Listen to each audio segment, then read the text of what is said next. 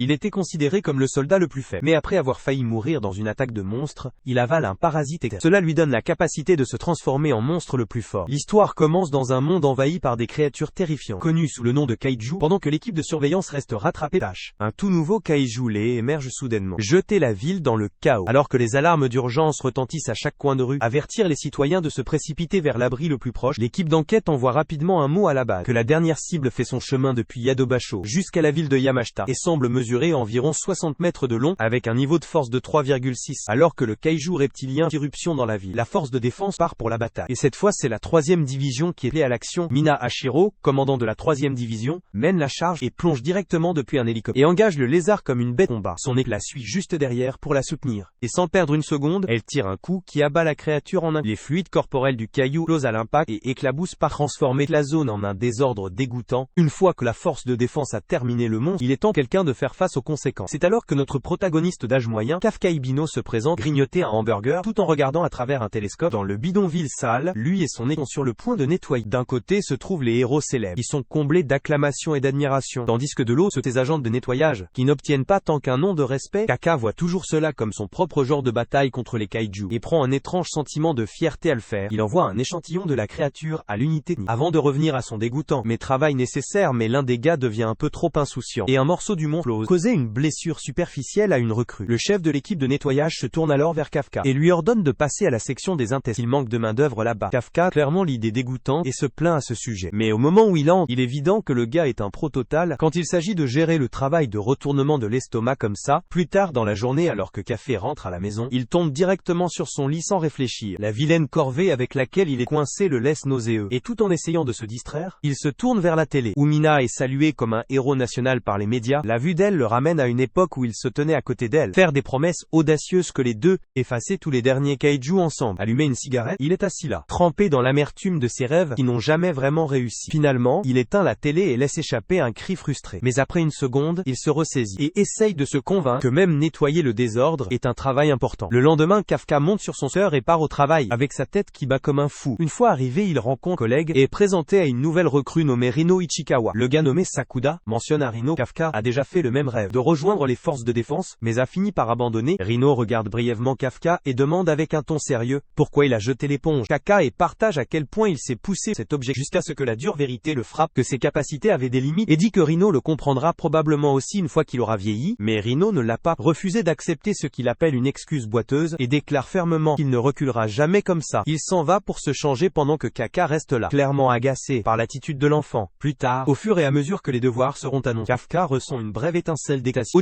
que le débutant reçoit le nettoyage horrible et éprouvant. Mais cette excitation s'estompe rapidement au moment où il découvre qu'il a été coincé avec le même travail, dégoûtant une fois de plus. Quand ils ont enfin une pause dans la mouture, Kaka se pose à côté de Rino pour manger. Mais le pauvre débutant a l'air complètement dégoûté et nauséeux. Quand Kaka demande il ne va pas, Rino admet qu'il n'a pas beaucoup d'appétit. Sans manquer un battement, Kafka lui lance une bouteille de multivitamines. Dire que c'est exactement ce dont Rino a besoin s'il veut survivre à la journée de travail. Puis Kafka sort quelques bouchons de nez et poursuit Rino, essayant de les enfoncer tout en provoquant une grande agitation. Il continue à travailler jusqu'au crépuscule, et quand leur quart de travail termine, enfin, Rino s'approche de Kafka, fidèle à son optimisme habituel. Kafka prend une position de boxeur et demande si Rino est là de se venger. Au lieu de cela, Rino le remercie et mentionne que la limite d'âge pour le recrutement des forces de défense a été portée à 33, ce qui signifie qu'il y a encore de l'espoir. Quelqu'un comme Kafka a 32 ans. Reno souligne qu'il a vu la tristesse de Kaka quand il a parlé d'arrêter, juste au moment où Reno se tourne pour dire. Kaka sourit et le remercie, l'appelant un gars sympa. Soudain, un kaiju voyou apparaît et ouvre sa bouche massive, visant à avaler Rino entier en une seule gorgée. À la dernière seconde, Kaka se précipite sauver le garçon d'un crash dur. Dans le processus, il convainc Rino de courir pendant qu'il distrait le monstre, agissant comme un leurre. Le monstre le suit dans une rue étroite pendant qu'il sprint, enfin briser une vitre et sauter d'un immeuble. À ce moment-là, Kaka se souvient du temps de Mina, quand ils ont tous les deux tout perdu contre le Dankaju. Il essaye de me remonter le moral, en plaisantant. Tout ce qui lui importait vraiment était de finir quelques vieux jeux Nintendo Pokémon, assis ensemble sur une falaise surplombant leur maison en ruine. Ils crient à l'unisson qu'ils veulent devenir officiers des forces de défense, et en faire une rivalité amicale, pour voir qui deviendra l'officier le plus cool de tous. De retour dans le présent, Kafka pleure ses échecs pendant que le monstre continue de se rapprocher de lui. Il attrape une canne et tient bon, visant à péter les jambes du caillou, tenter de le capter, mais la bête le jette de côté avec une force brutale, le laissant gémir de douleur. Il a du mal à se remettre sur pied, seulement pour que le monstre ouvre à nouveau sa bouche massive, presque l'avalé entier. Juste à ce moment-là, Rino sauve la mise, en attaquant la créature avec une arme qu'il avait apportée. Cathy lui crie dessus en lui demandant pourquoi il s'est présenté, et Rena répond qu'il a déjà déjà prévenu les forces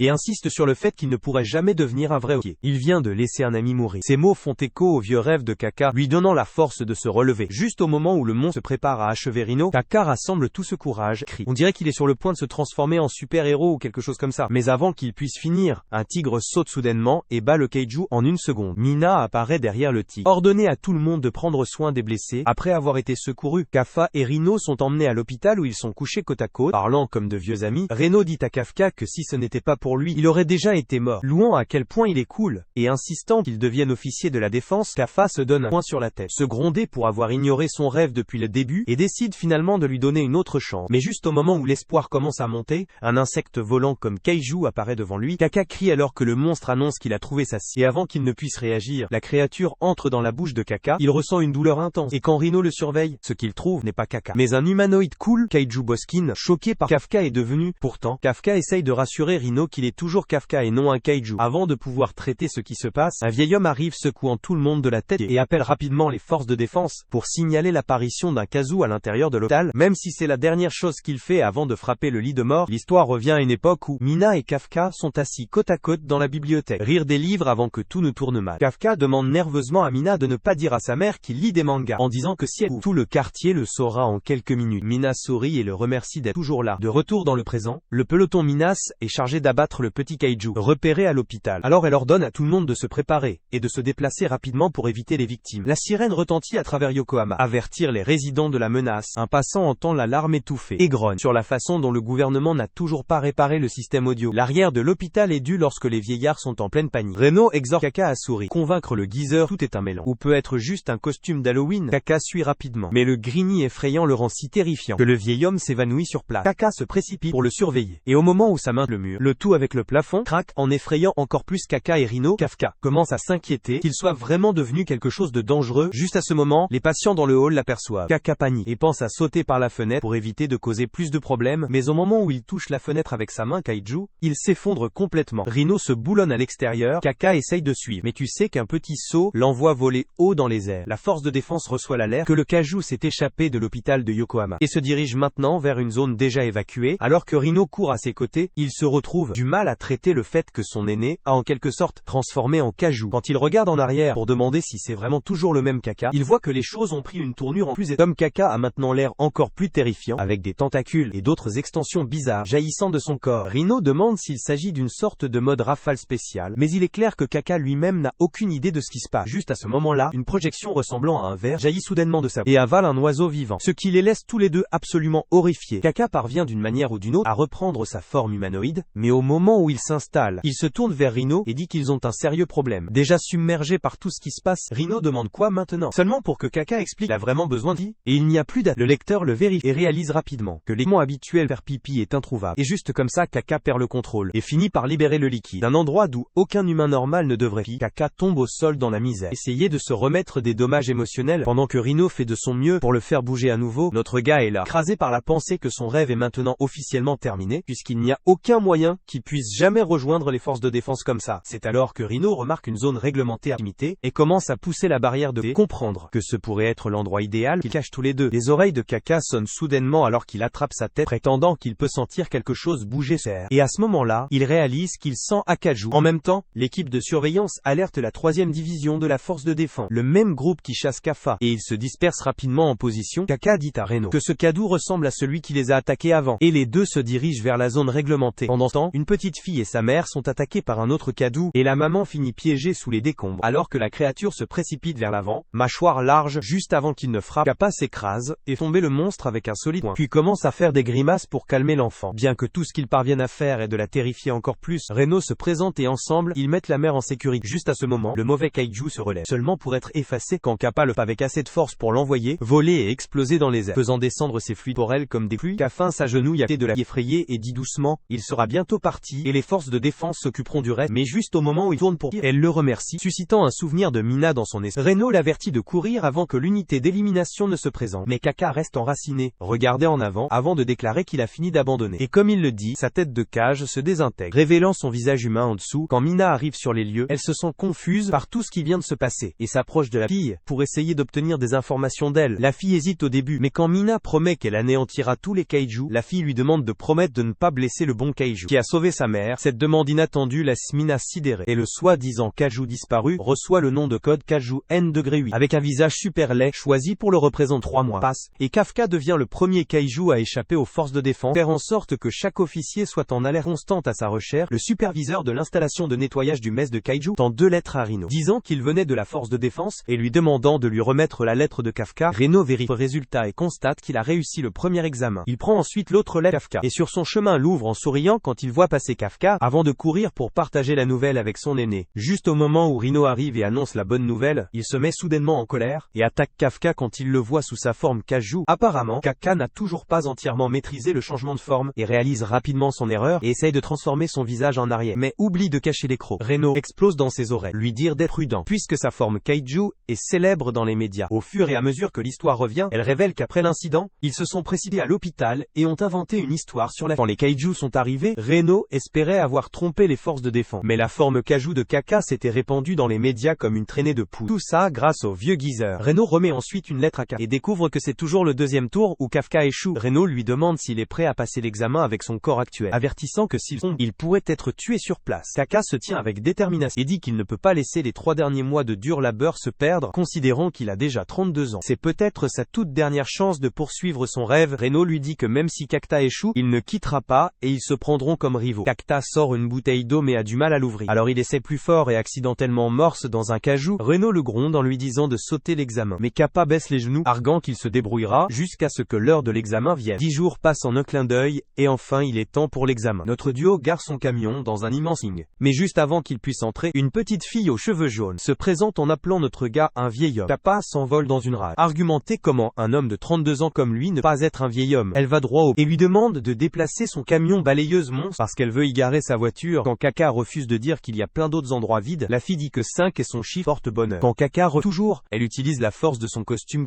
pour soulever son camion et jeter le de côté. Rhino demande qui elle est, et la fille fléchit, dire qu'elle est Kuru Shinomiya, que son passe-temps est de tuer kaiju. Kekuru s'approche alors de notre gars et lui dit qu'il sent le kaiju. Après avoir entendu que notre gars se sent assez énervé, mais Rhino intervient et dit qu'il s'occupe des ordures kaiju. Il la rend encore plus curieuse de savoir pourquoi il se présente. Son attention change instantanément lorsque Café soulève le camion avec des involtures, et elle suppose qu'il doit aussi avoir un costume. Il se retourne et se présente comme son papa. Lui dire de se souvenir du nom, son sourcil suffisant disparaît. Au moment où son majordome ninja se gare sur place, puis elle reconnaît Kafka et le met au défi de l'impressionner pendant qu'elle s'en va avec ses hommes en noir. Il est excité, mais Rhino demande pourquoi il décide d'utiliser son pouvoir en le caca se vante, qu'il cache assez bien ses grilles. Après cela, il marche vers le lieu, et notre gars principal promet de ne pas gâcher ce dernier coup pour rejoindre Mina, mais le battage médiat meurt rapidement quand il pantalon comme un chien. Même s'il s'entraîne tous les jours, la première partie du test vérifie l'aptitude, suivi du test d'aptitude. Ce que Rhino dit dépend entièrement de la génétique, donc son meilleur coup est un gros score dans la partie fenêtre. Kafka comprend bientôt toute cette formation ne veut rien dire, parce qu'il bouge maintenant comme un gros écroustillant de 30 ans, mais il refuse de tricher avec ses pouvoirs, et atterrit à 600 ans du bas. Kakoro lui jette sa feuille de classement, et rôtit avec suffisance le vieil homme si fort, il souhaite pouvoir disparaître et pourrir dans un trou pour toujours. Rhino est choqué, Kafka évite d'utiliser des pouvoirs, même une fois, alors Kafka explique que c'est injuste pour les autres, puis se déchaîne sur la façon dont on pourrait détruire tout le monde s'il n'utilise que 1% de son vrai pouvoir. En attendant, Shiro montre une liste des candidats, et dès que Mina aperçoit son béguin d'enfance, elle lui a demandé de donner ses pensées. Il dit que de tous, ceux qui attirent les yeux de serpent sont Izumo Haru, qui détruit tout le monde à l'université, puis le Haru, qui a des dents sauvages et des muscles sérieux, et enfin, Kaguraji, qui a renversé l'armée pour rejoindre la force de défense de Kaiju. Le dernier sur sa liste est le prodige de 16 ans tout droit sorti de Californie, de Freedomland, qui a sauté la classe avec son talent insensé, Shinomiya Kikoru. Pendant qu'elle se promène l'air toute suffisante, Haru jure qu'il va l'écraser complètement, tandis qu'Izumo et Kaguraji décident d'attendre et de voir ce qu'elle apporte à la table. Rhino souligne que la concurrence semble vraiment rude, et quand Kuru demande s'il voit maintenant sa grandeur, il s'accroche à elle avec étonnement, jusqu'à ce que ses gardes le détruisent pour avoir caressé une fure avec ses mains de vieil homme. Les autres le regardent avec dégoût, tandis que Cory Smugly dit, il continue de perdre plus de points d'aura à chaque fois qu'il se rencontre. C'est ça, il commence à se demander comment il devrait en avoir un sur elle. Alors Rhino lui dit qu'il a une chance puisqu'il en sait tellement sur Kaiju de son passé, et ce genre de connaissance a le même poids que de tuer Kaiju, ce qui explique aussi pourquoi il a rejoint la Disposal Squad. Plus tard, devant une porte massive, le capitaine Soshiro se présente et dit, la partie suivante se passe à l'intérieur, puis ouvre les portes pour révéler que Kazu les attend, puisqu'ils les chasseront pour le test. Un Kaiju les charge à toute vitesse, et Kafka a failli avoir une crise cardiaque, s'effondrer sur son camion Ben, pendant que tout le monde reste calme, marquant la 3e fois que Kafka se moque en moi de clown. Le capitaine Serichiro explique qu'ils reçoivent tous des combinaisons de combat Izumo, fabriquées à partir de fibres musculaires Kaiju, avec lequel Rhino forme immédiatement une bonne synergie, puisque c'est la meilleure arme arme utilisée par les humains combat kaiju. Le corps de défense vérifie d'abord le potentiel brut de chaque personne. Ryo tire un D100 800 tandis qu'Izumo et les autres croisent tout 10%. Qui étourdit la dame de laboratoire Okonogi. Parce qu'il est rare de voir plus d'une personne par an briser cette marque, sa mâchoire s'écrase au sol quand elle voit Kikuru, assis bien au-dessus de tout le monde, avec un potentiel fou de 46% libéré, la plaçant déjà près du rang de chef de ton. Cela donne à Reno un cas difficile de FOMO. Mais le capitaine Sershiro lui dit que 8% est en fait solide pour une première fois, et plaisante qu'au moins il n'est pas à 0, puis rit plus fort en disant que personne n'a jamais eu 0. Entendre que le commandant commence à rire comme un pendant que Kappa essaie de tirer du potentiel, sans causer d'accident dans son pantalon. Kafka essaye de comprendre le trait derrière la libération de son potent, pendant que Kuro fuse dur en le regardant sucer comme une blague de papa. Après s'être exhibé sur le parking, une fois que tout le monde est dans son costume, le ten budget Orochimaru annonce que leur test commence maintenant. Il explique qu'il y a 36 petits kaiju et un grand patron en jus caché dans la ville, et ils sont tous équipés de fusils anti-kaiju pour les chasser. Pendant que les drones suivent chaque candidat et activent un bouclier de défense, les deuxièmes choses deviennent trop sauvages, ce qui signifie aussi un échec instantané. Après ça, le tour commence, et Kikora fait exploser tout le monde, comme si elle était propriétaire de l'endroit, commence à empiler les victimes comme si ce n'était pas grave. Juste réfléchir sur eux. En attendant, Kappa commence à paniquer sur la façon dont ils sont censés rivaliser. Et juste à ce moment, alors Shiro annonce que le commandant Mina est venu les regarder personnellement. Entendre que Kafka s'enferme, et réalise que les drones regardent probablement plus que le nombre de morts. Alors lui et Reno décident de jouer au support à la place. Il voit Izumo et d'autres PNJ en difficulté ne pas endommager une peau épaisse. Yo-yo! Alors Kafka intervient et remarque qu'il a déjà vu celui-là, ce qui l'aide à comprendre pourquoi il porte des grenades. Il jette bombe paralysante directement au visage laid, sans crainte le faire tressaillir dur, puisque son ouïe est 10 fois plus forte que sa vue. Après cela, il souligne que son ventre a l'armure la faible. Laissez Izumo et les autres finir le travail rapidement. Les cheveux bleus disent merci pour la sauvegarde. Et même le capitaine Soshiro montre un peu d'intérêt, tandis que la confiance des cactus atteint de nouveaux sommets, à cause de tout le temps qu'il passe à nettoyer les corps de kaiju, à l'intérieur et à l'extérieur. Mais la réalité se balance quand un Yoju lui frappe le côté et l'envoie voler dans un bâtiment, déclencher les alarmes de sa combinaison. Alors Shira dit à Okunoji d'appuyer sur ce bouton de bouclier à tout moment. Alors que Loja se rapproche, Kaka sait que l'utilisation du bouclier signifie un échec. Donc s'il essaye avec tout ce qu'il a pour ne pas gâcher devant Mina, et juste avant que le kaiju ne le morde, il se transforme soudainement en fromage. Debout dessus, Kakarot dit à nouveau à quel point elle se sent déçue de son moi inutile, et lui dit de rester dans la saleté, pendant qu'elle gère le reste comme une reine. Cette étincelle de motivation semble faire avancer Kappa. Mais Rina remarque que sa jambe a l'air tellement détruite. Et juste alors, le capitaine Sershiro intervient pour dire que son corps a subi des dommages majeurs, avec même certains organes vitaux à ce qui jette Kappa dans un gouffre de haine de soi sur son potentiel de 0%. Être la seule chose qui l'empêche de se tenir à côté de la fille de ses rêves, ignore l'avertissement de Sushiro, et décide que lui seul peut dire quand arrêter. Alors il se lève sur cette jambe cassée, alimentée par rien d'autre que la volonté brute, testostérone, et force brute directe. Son potentiel grimpe d'1%, pendant qu'il regarde Mina droit dans les yeux et jure de ne jamais jeter l'éponge. Tout le monde le regarde, alors qu'il agit comme si tout allait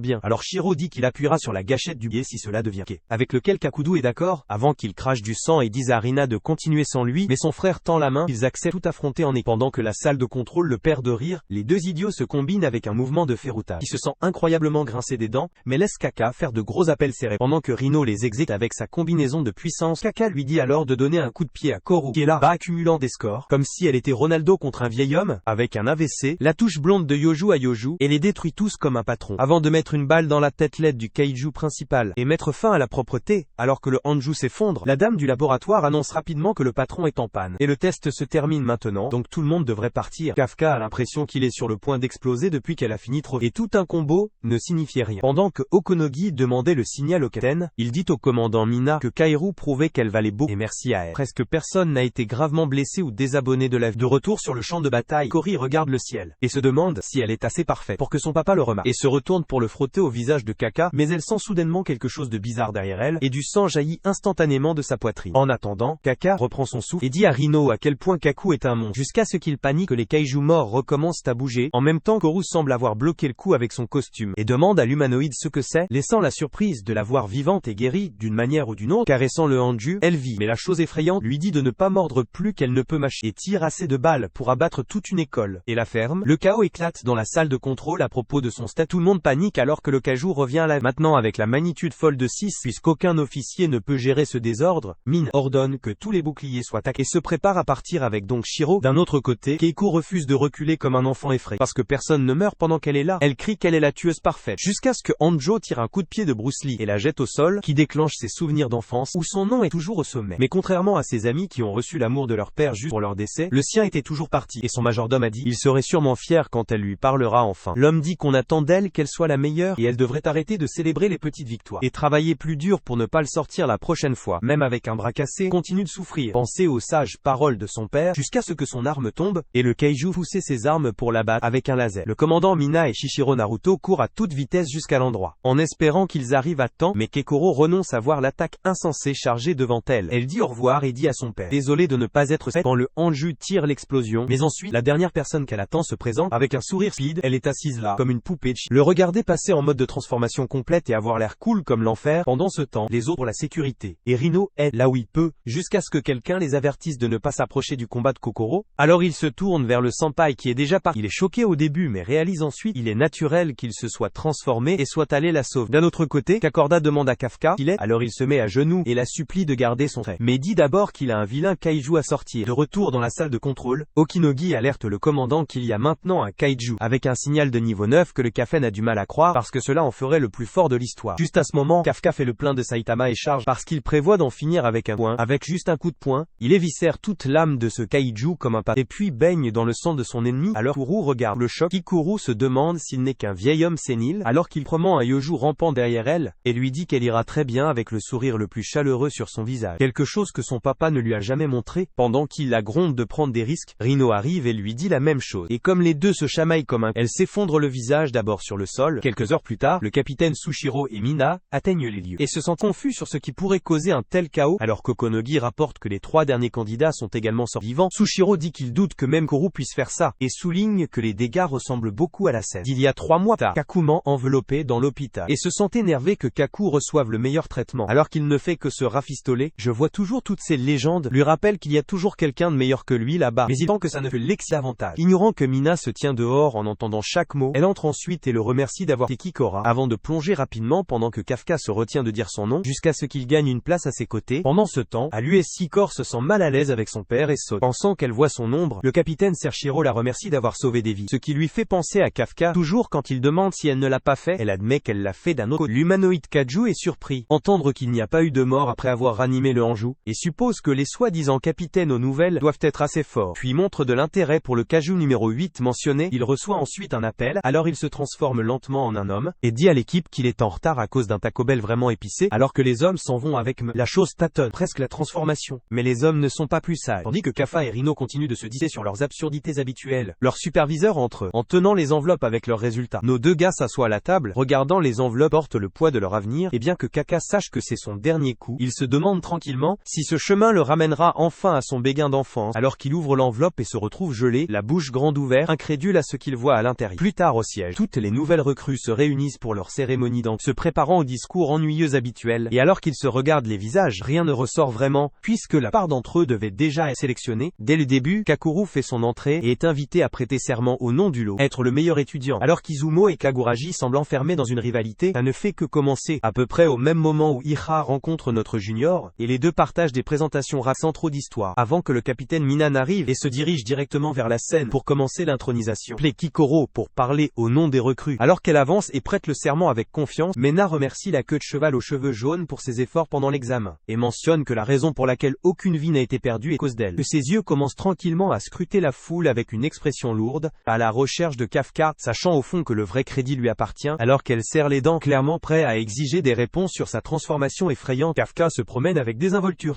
et à la seconde où il fait, le visage Cory s'illumine en rouge vif, pendant que l'attention de tout le monde se tourne directement vers lui. Alors que l'histoire remonte un peu, le destin de Kaka est en jeu, pendant que le jury de sélection examine ses résultats, découvrant que non seulement il a obtenu le score le plus bas à l'examen de conditions, mais j'ai réussi à décrocher un 0 parfait au test d'appui. Et juste au moment où le panel est sur le point de rejeter entièrement sa demande, le capitaine Shishiro intervient et décide de se porter garant de lui, arguant que même si le gars pourrait être un idiot tout à fait moyen, il a quand même réussi à identifier les points faibles de l'ennemi, soutenir ses coéquipiers, et surtout, l'a fait beaucoup rire, ce qui, à son avis, comptait pour quelque chose. Okonogi proteste immédiatement contre la raison ridicule d'embaucher quelqu'un. Inciter le vice-capitaine à faire des compromis en accueillant Café comme cadet, au lieu d'un officier, et décider de le former personnellement un peu plus. De retour dans le présent, Mina annonce que Café a accepté comme cadet, et que c'est la raison, elle l'a fait assister à la cérémonie d'intronisation, ce qui provoque une vague de soulagement tranquille, parmi de nouvelles recrues, qui semblent heureux d'apprendre qu'il est toujours là. Peu de temps après, le vice-capitaine se tourne vers le commandant, et l'invite à prononcer son discours. Entendre le discours du capitaine remplit Kafka de tant d'émotions, et qu'il finit par crier son prénom à travers la salle de cérémonie, déclarant déclarant hardiment qu'il tiendra bientôt à ses thés, laissant tout le monde fait et chuchotant dans la confusion pourquoi un débutant appelle le capitaine par son prénom, alors que les mots touchent clairement une corde sensible avec son béguin d'enfance. Elle garde son sang-froid et respecte le protocole en lui ordonnant de faire 100 pompes UPS comme punition pour avoir manqué de respect à un officier supérieur. Alors que Kafka panique à cause de la punition soudaine, le vice-capitaine éclate de rire, taquine Mina pour être facile avec le gars. Mais au lieu de répondre, elle s'en va simplement avec un faible sourire sur le visage. Okage se plaint de l'arrivée des poissons-chats, comme déjà transformé en soulagement comique de l'équipe. Mais Shishiro répond calmement que c'est exactement le genre d'énergie dont leur est pas besoin, puisque les choses peuvent parfois devenir un peu trop sombres. Cependant, sous cette excuse légère se cache la vraie raison. Alors Shiro a amené Kafka, ce qui remonte à l'époque où ils ont reçu un signal Kagyu de 9,8 de courage, et les signes vitaux de quelqu'un ont disparu au moment exact, le rendant suspect que Kafka pourrait être quelque chose de bien plus inhabituel qu'il n'y paraît, et donc il décide de le garder proche et d'observer. En attendant, Kaka termine à peine son push PS et s'effondre au sol, seulement pour être approché Kuru et qui lui dit qu'ils doivent parler en privé. Iharu, toujours le clown, laisse échapper que c'est une confession d'amour et provoque une scène mineure, mais Kikuru traîne simplement Kaka dans un restaurant voisin pour obtenir la réponse qu'elle cherche. Là, elle est avec incrédulité, alors que Kafka avoue qu'il a mangé un cajou et en est devenu un, l'incitant à se moquer de lui pour avoir un appétit assez fort pour abattre un monstre. Bien que Kafka se défende rapidement, dire qu'il n'a jamais voulu le manger en premier lieu quand il se demande à haute voix s'il devait se présenter aux forces de défense et demander de l'aide. Kakoro ferme fermement l'idée et explique que s'il découvre un jour, ils vont le transformer en rat de laboratoire et le soumettre à toutes sortes de tests horribles. Continue à expliquer que, quand un kaiju est assez fort pour recevoir un numéro, ses restes sont utilisés pour fabriquer des armes. L'horreur de tout cela submerge enfin Kafka, qui lui saute dessus en désespoir de cause, la suppliant de garder son trait, et après un moment de réflexion, la fille sévère est d'accord, mais clarifie une chose, que s'il fait du mal à quelqu'un, elle s'assurera personnellement qu'il est descendu. Le lendemain, pendant l'exercice d'entraînement au feu, Rino prend les devants et parvient à établir un nouveau record personnel, avec son potentiel libéré atteignant maintenant 18%.